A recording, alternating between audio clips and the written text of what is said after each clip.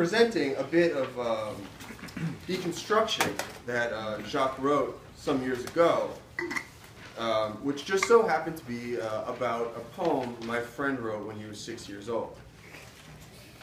So as you can see, this is very serious.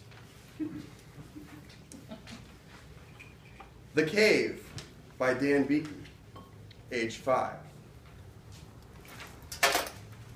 In a cave there lived a little gray ape, which lived with a little gray snake. They ate the meat when they found it in the cave. They drank the water at the lake. They would lay down every time it was midnight. They went to bed late because they hunted every night.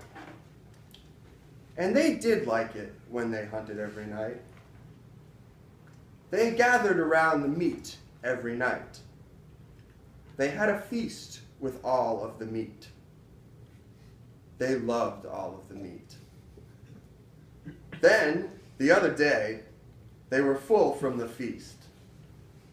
They had what was the first feast and last feast they would ever have.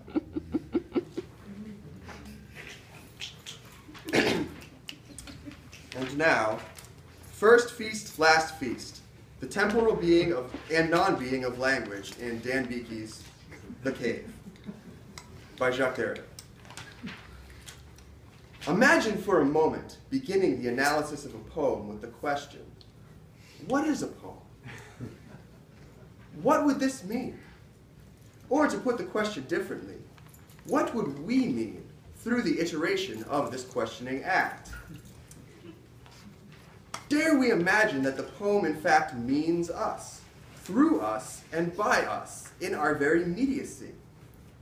And if the meaninghood of the poem as such resides rarefied in the poetic act itself, how then are we to distinguish the act which calls into question the very meaning of the poem, through which we mean, from the poetic act itself as we may understand it to be or not to be?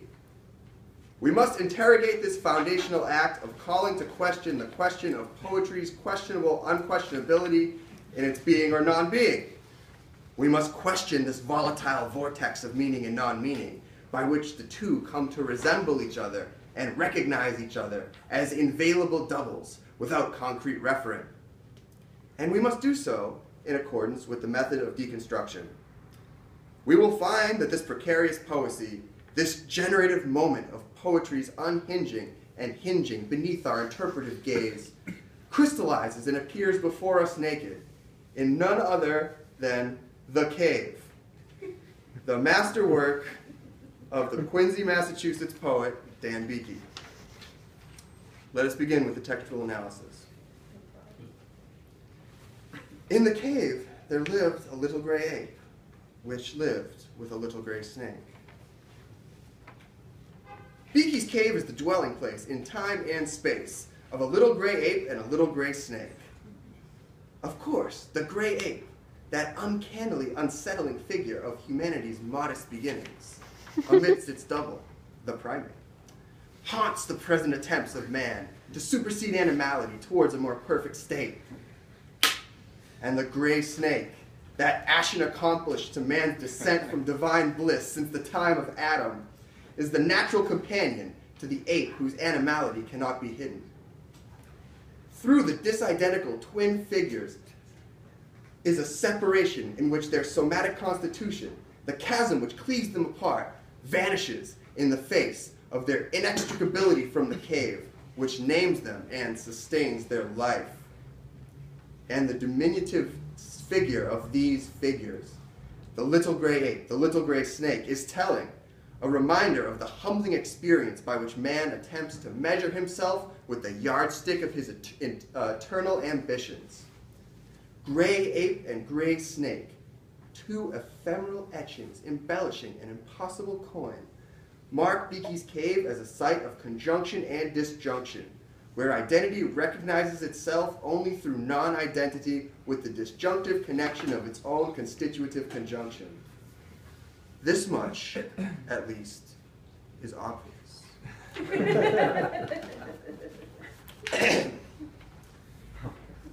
They ate the meat when they found it in the cave.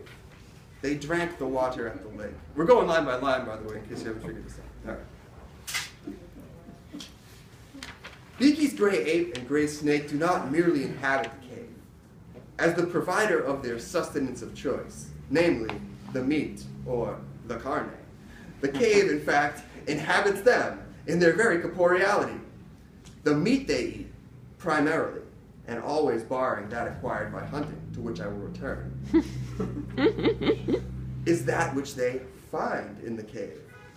The finding of the meat is here distinguished from the hunting of the meat. Neither hunted nor obtained deliberately.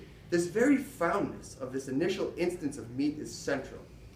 And we see, of course, here an echo of Plato, which the title forbids us to ignore.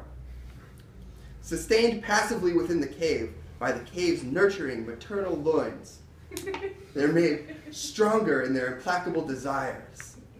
Namely, we can infer, that of water, or the hudor, which they must acquire from the lake, and even more meat, a larger share of the carne, which they acquire from hunting.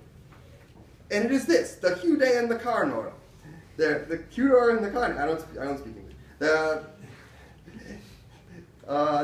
their combined affective weight, which lures the gray ape and the gray snake out of the cave. Or so it would seem. However, a close reading of this text reveals that never does Beakey specify whether the lake and the scene of the hunting act are outside the cave or deeper still within its bowels.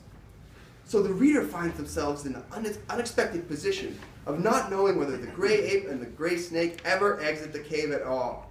In fact, in Beakey's cave, there is no outside of the cave to speak of. The ape and the snake, it seems, are always within the cave which sustains them, and without which they could scarcely be conceived of at all. Or so it would seem. They would lay down every time it was midnight, and they went to bed late because they hunted every night. They did like it when they hunted every night. They gathered around the meat every night. They had a feast of all the meat. They loved the meat. Beakey's gray ape and gray snake inhabit the cave with remarkable regularity. Not unlike life for the prisoners of Chateau Séligny in Sade's 120 Days of Sodom. Oh, God. The most basic somatic functions of the ape and snake alike are rendered calculable and regular in the hermetic vacuum of static identity which Beakey crafts in his cave. In fact, compared with Beakey, Sade is a figure of minor importance.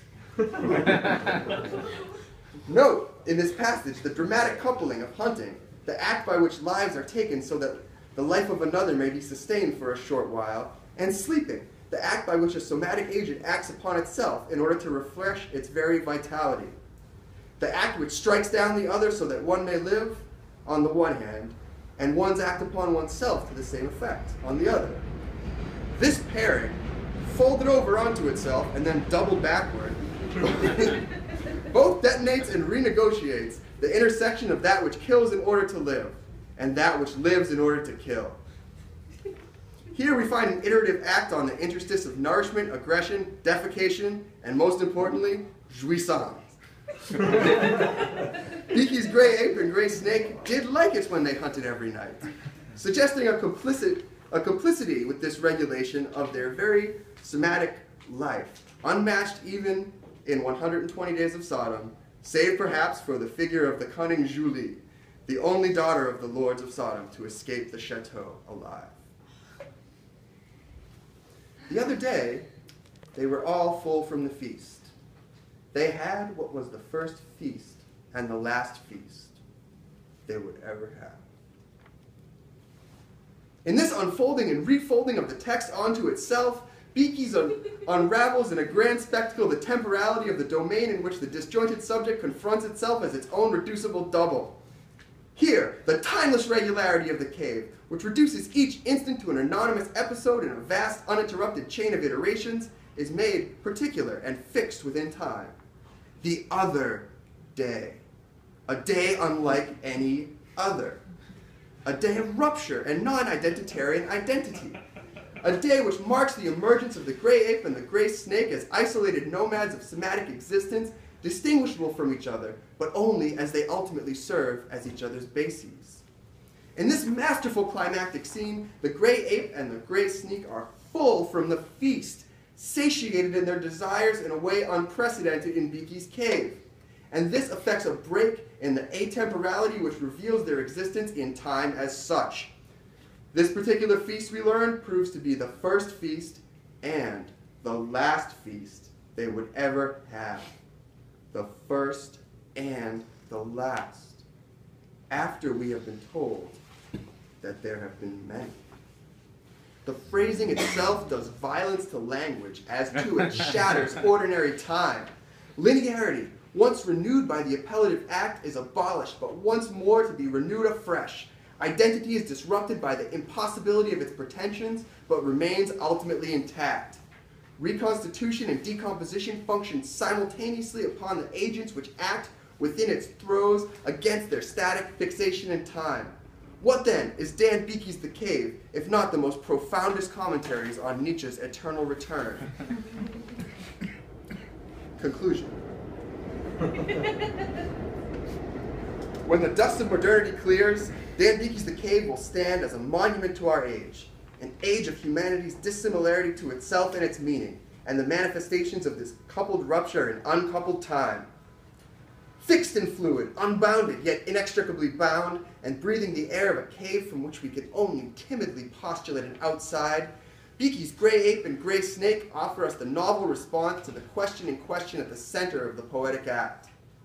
The poetry of Dan Beakey simultaneously questions the poeticizing subject's questioning of poetry itself, qua poetry, while fixing this questioning subject within parameters outside of which it may question at its own risk.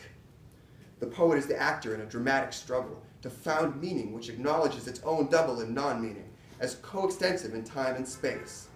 And this poetizing act will exist in relation to the possibility of its own impossible relationality.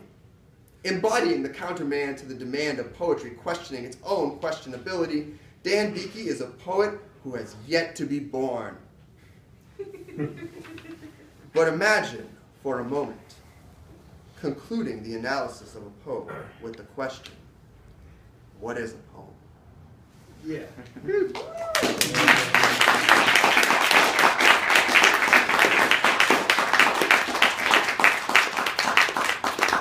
Okay, real talk. I'm going to introduce Andy. Andy Gittlitz, the author of Tumblr, the forthcoming story of Whack, my good friend and collaborator on the Death Panel reading series, contributor to all kinds of reactionary periodicals like Vice and The New Inquiry and Social Democratic Strongholds. Andy appears tonight. He's a fellow. Just a fellow. And the past several years, he's been called infrequently. And I'd like to introduce my man, Andy Folk. Thanks. Yeah.